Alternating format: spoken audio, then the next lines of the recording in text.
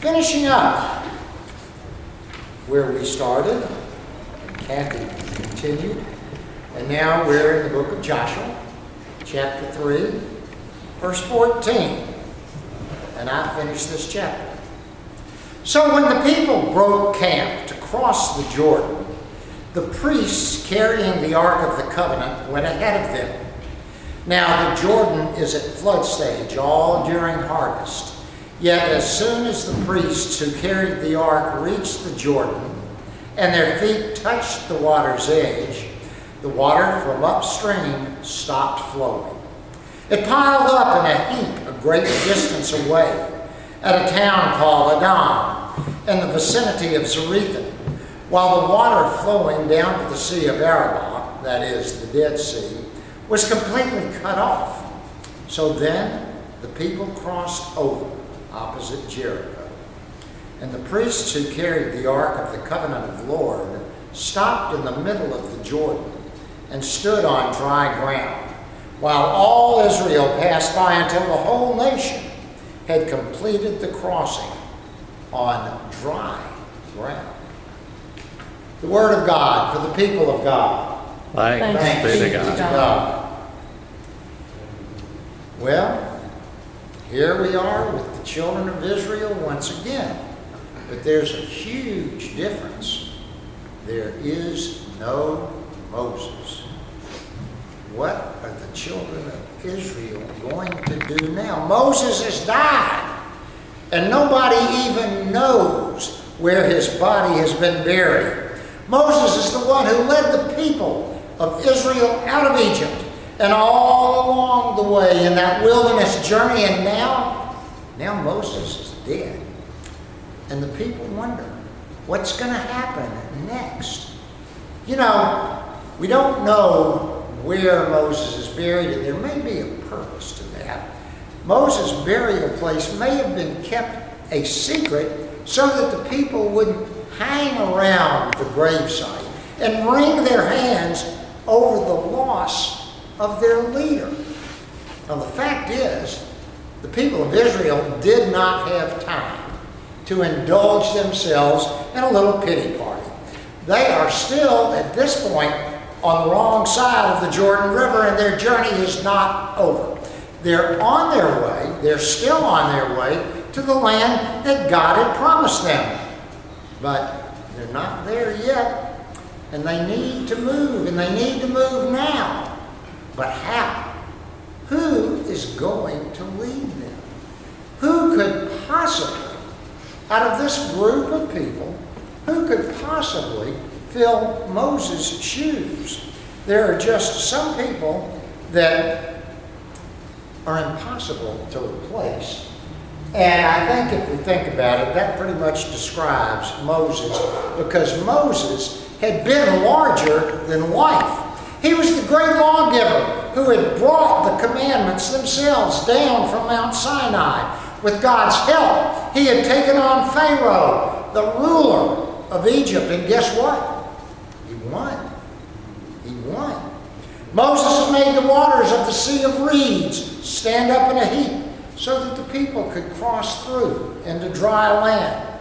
Moses had intervened with God to save the people.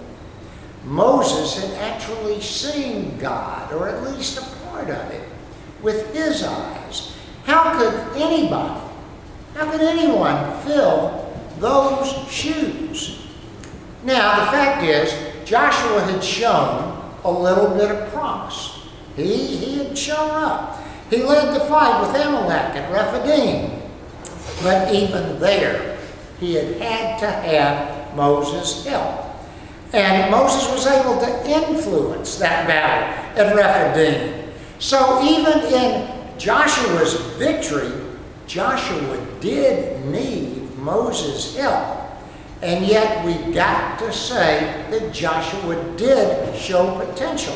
He had distinguished himself as what? Anybody remember what Joshua did right off the bat that made him special? He was a spy. He was a spy. And he had helped scope out Canaan before the rest of the people got there. And when when the people, well, this way I know to put it, are about to chicken out of going into Canaan, Joshua begs them, friends, to have faith in God. So we see that even though Joshua's not as well known as Moses was, he's got a whole lot on the ball. He's got a lot going for him. But the question remains, no matter how much he's got going for him, can Joshua take over for Moses? Moses has been the leader all along. When the people ran out of food, when they ran out of water, when they ran out of patience, Moses was there to take care of things. He dealt with snakes. Yuck. He dealt with uncooperative kings. And he dealt with the people's own unfaithfulness. Moses has carried them through so much. And the question stays there.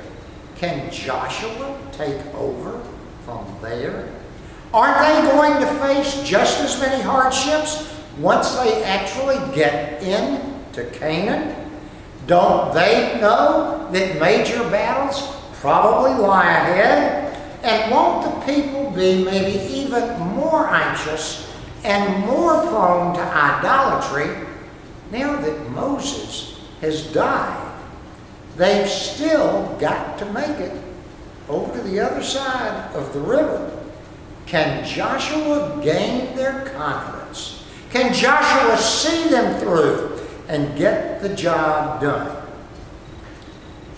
Well, the fact is, Joshua didn't have a whole lot of choice in the deal. God announced the obvious, that Moses was dead, and that Joshua was going to keep them going. He was going to be the new leader. And for his part, we see a totally different type of person in Moses and Joshua. Moses kind of talked. Joshua was a man of few words. He didn't protest. He didn't try to pass the job on to somebody else like Moses had done.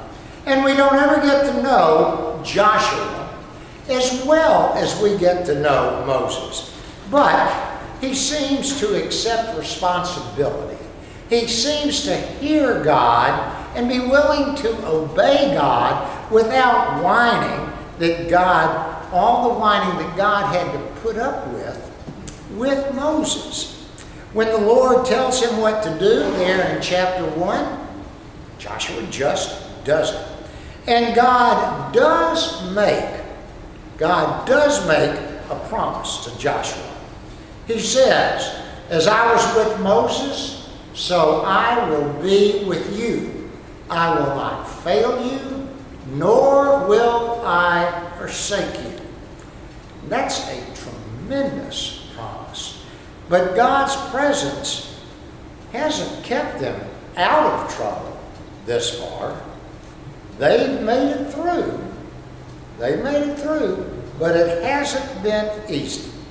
So, here we have Joshua standing on the side of the river, looking across. And here's the first test of his leadership. And everybody has their eyes glued on him to see just exactly what's going to happen.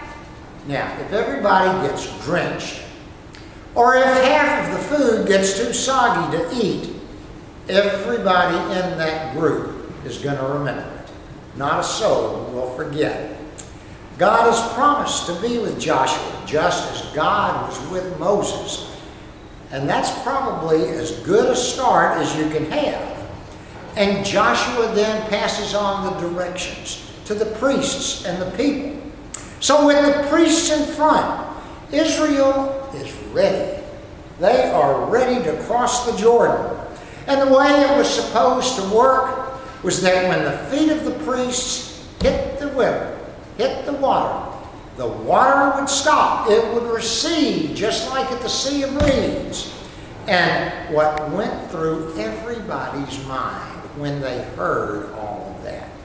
Do you suppose they were wondering, can Joshua do this? And will it work again? Were they all, especially those priests that were right there in the front, wishing that Moses was still there.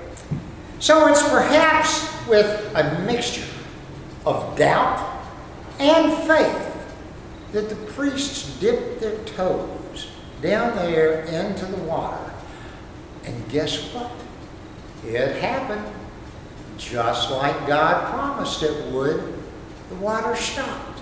The water piled up and stood in the heap. And the people could cross over on dry ground just as their parents had done years before at the Sea of Reeds. And all of a sudden, you could see the balloon over all of their heads. And the words in that balloon said, maybe this Joshua fella, maybe he can do it after all. Now we know that Joshua was a strong leader in battle. He was a man of faith, and the fact is, he was quicker to obey God than Moses had been. But Joshua just never got the recognition that Moses got. Deuteronomy says these words about Moses. Never since has there arisen a prophet. We read these words last Sunday. A prophet in Israel like Moses, whom the Lord knew face to face. But it's not just Deuteronomy. It goes further in the Old Testament, and it spills over into the New Testament. The psalmist and other Old Testament authors sing Moses' praises. But they don't say just a whole lot about Joshua. And Moses in the New Testament, he's mentioned 80 times. Joshua made it 3 times. That's quite a disparity right there. Moses was with Jesus on the Mount of Transfiguration. We don't know where in the world Joshua was. So when you get down to it, though, isn't Joshua's accomplishments, aren't they just as important as Moses' accomplishment? Moses had the triumphant experience of leading the people out of Egypt. And that part of the mission, of the job, of what Moses was to do, certainly had to be uplifting.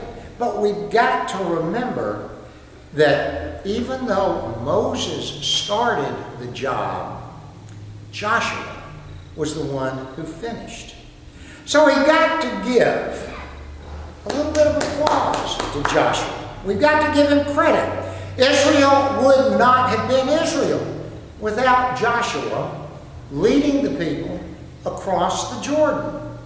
Without the story of that, without the crossing, this ragtag group of Hebrew slaves who had been in Egypt would have fizzled out and probably all died out there in the wilderness. And all of those 40 years of wandering around would have been for absolutely nothing. But we've got to remember that God's great journey began with Moses, but Joshua was the one who brought it home. God worked through Joshua just as much and is just as important, that work is, as through Moses. So this is where I want to head this morning. God works through those of us sitting here in exactly the same manner that he worked through Moses and he worked through Joshua. And you know, some of us are like Moses, and we can make up every excuse in the world not to. I can't talk. I don't have time. I've got to take care of yada yada. I can't leave the dogs at home. Moses came up with some good ones, and God didn't accept the first one. Joshua just did what God asked him to do. And the fact is that God needs us. He needs our hands. He needs our feet. He needs our arms, our legs. He needs our mouths. We have a job. And sometimes there are roles in the church that need to be filled, but I'm not even going there this morning. Because the greatest compliment I can give to you folks, and I've done it over and over again, and you've heard me say it, you don't play church. You do church. So the roles that need to be filled in the church are genuinely pretty readily filled. And you see a need and you go and do it. And even though you don't get much recognition,